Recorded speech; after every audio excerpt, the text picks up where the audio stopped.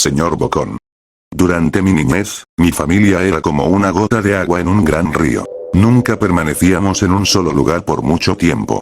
Nos mudamos a Rhode Island cuando tenía 8 años, y permanecimos ahí hasta que fui a la universidad en Colorado Springs.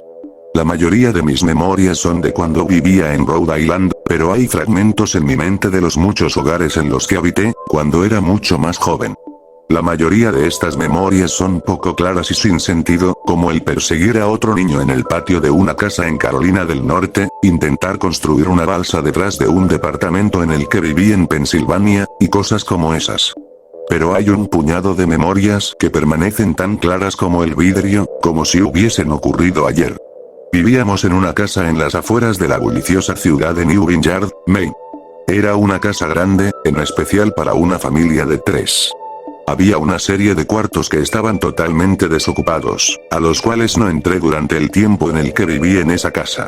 Supongo que era un desperdicio de espacio, pero era lo único que pudo rentar mi papá, es que quedaba cerca de su trabajo. Recuerdo que, en el día después de mi cumpleaños, tuve una fiebre tremenda.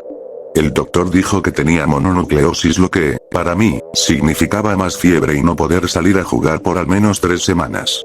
Era un momento terrible para estar atado a la cama. Estábamos empacando para mudarnos a Pensilvania, y la mayoría de mis cosas ya estaban dentro de cajas, dejando mi cuarto casi vacío. Mi mamá me traía agua mineral y libros varias veces al día, los cuales servían como único entretenimiento durante estas semanas. No recuerdo exactamente cómo conocí al señor Bocón. Creo que fue una semana después de que me diagnosticaron la mono. Mi primera memoria de la pequeña criatura fue de cuando le pregunté su nombre. Me dijo que lo llamara señor Bocón, porque tenía una boca enorme. De hecho, ahora que lo pienso, todo en su cara era enorme en comparación a su cuerpo, su cabeza, sus ojos, sus arrugadas orejas. Pero su boca, sin duda, era lo más grande. ¿Te pareces a un Furby?, le dije mientras miraba uno de mis libros. El señor Bocón se detuvo y me miró extrañado. ¿Furby? ¿Qué es un Furby?, me preguntó. Tú sabes, el juguete peludo con orejas enormes, lo puedes acariciar y alimentar, casi como una mascota real o... Tú no necesitas uno de esos. No es lo mismo que tener un amigo real. Recuerdo que el señor Bocón se desaparecía cada vez que mi mamá iba a mi cuarto a revisarme. Se ocultaba bajo mi cama y me decía, no quiero que tus papás me vean, tengo miedo de que ya no nos dejen jugar juntos. No hicimos mucho durante los primeros días. El señor Bocón solo veía mis libros, fascinado con las imágenes e historias. Por ahí de la tercera o cuarta noche desde que lo conocí, me despertó con una gran sonrisa en su rostro. Vamos a jugar un nuevo juego, me dijo. Pero tenemos que esperar hasta después de que tu mamá venga, porque es un juego secreto. Después de que mi mamá me trajera más libros y refresco, a la hora de siempre, el señor Bocón se deslizó desde debajo de la cama y tomó mi mano. Tenemos que ir al cuarto que está al final del pasillo, me dijo. Me negué al principio, pero el señor Bocón insistió hasta que cedí. El cuarto en cuestión no tenía ni muebles ni tapiz. Lo único que lo distinguía era una ventana del lado opuesto a la puerta. El señor Bocón corrió a través del cuarto, y le dio un firme empujón a la ventana, dejándola un poco abierta. Entonces, él me insistió en que mirara hacia el piso de afuera. Aunque estábamos en el segundo piso de la casa, la caída era más alta debido a que estábamos en una colina. Me gusta jugar a fingir aquí, me explicó el señor Bocón. Finjo que hay un suave y enorme trampolín allá abajo, y brinco. Si lo crees con todas tus fuerzas, vas a ver que rebotas hasta acá arriba, como una pelota. Quiero que lo intentes. Es muy alto, le dije. Pero eso es lo divertido. No sería tan divertido si fuera una caída corta. De ser así, mejor si rebotaras en un trampolín real. Recuerdo haber jugado con la idea. Dejarme caer en el fresco aire, y rebotar en algo que mis ojos no podían ver. Pero lo realista en mí prevaleció. Quizás en otra ocasión, le dije. No sé si tenga tanta imaginación. Podría lastimarme. La cara del señor Bocón se contorsionó con un gruñido, pero solo por un momento. Decepcionado, se metió debajo de mi cama, donde estuvo quieto el resto del día. La mañana siguiente, el señor Bocón llegó con una pequeña caja. Quiero enseñarte malabares, me dijo. Aquí hay algunas cosas que puedes usar como práctica, antes de que te dé tu primera lección. Mire la caja. estaba llena de cuchillos. Mis patas me matarán. Le grité horrorizado, pues el señor Bocón había traído a mi cuarto objetos que mis papás no me dejarían tocar nunca. El señor Bocón gruñó. Es divertido jugar con esto.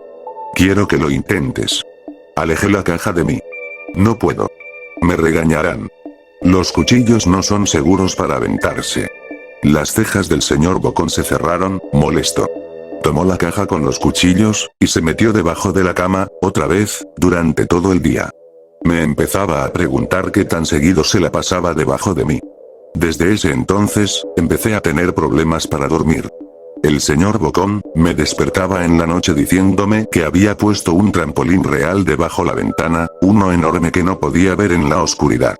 Siempre me negué y trataba de volver a dormir, pero el señor Bocón persistía.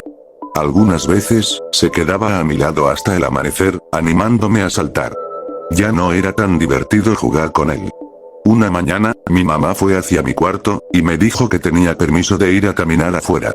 Pensaba que el aire fresco sería bueno para mí, especialmente después de estar confinado a mi cuarto por tanto tiempo.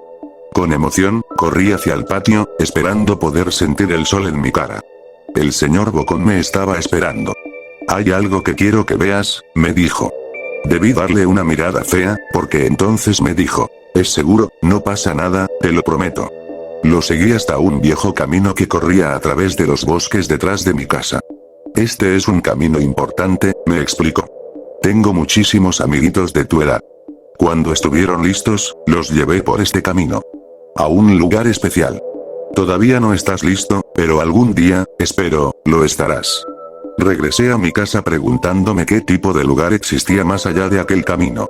Aproximadamente 2 semanas después de conocer al señor Bocón, empacaron la última carga de cajas en el camión de mudanzas. Me fui adelante con mi papá, en un largo recorrido hacia Pensilvania. Había considerado en decirle al señor Bocón que me iba, pero aún teniendo 5 años, sospechaba mucho de las intenciones de la criatura, a pesar de lo que me decía. Fue por esta razón que decidí no mencionar nada de mi mudanza. Eran las 4 AM cuando mi papá y yo estábamos en el camión. Mi papá esperaba llegar a Pensilvania para la hora de la comida al día siguiente, con ayuda de una larga dotación de café y bebidas energéticas.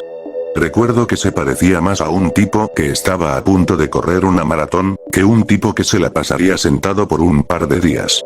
Muy temprano para ti, ¿verdad? Afirmé con la cabeza, mientras la ponía en la ventana, esperando dormir un poco antes de que saliera el sol. Sentí la mano de mi papá en mi hombro. Esta será la última mudanza, lo prometo. Sé que es difícil para ti, especialmente estando con esa enfermedad. Una vez que obtenga mi promoción, podremos quedarnos en un solo lugar, y entonces podrás hacer amigos. Cuando el camión comenzó a moverse, vi la silueta del señor Bocón en la ventana de mi cuarto. Parado, inmóvil, se despidió lastimosamente con su mano.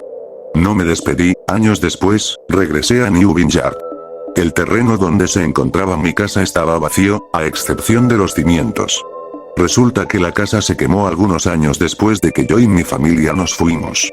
Por curiosidad, busqué el camino que el señor Bocón me enseñó, y al encontrarlo, decidí seguirlo. Una parte de mí esperaba que el señor Bocón saltara sobre mí de repente, y me espantara dándome un infarto, pero tenía la sensación de que el señor Bocón ya no se encontraba en ese lugar, como si de alguna manera él estuviese atado a la casa que ya no existe. El camino llevaba a uno de los cementerios de New Vineyard. Al ver muchas de las tumbas, pude darme cuenta que la mayoría pertenecía a niños no mayores de 9 años.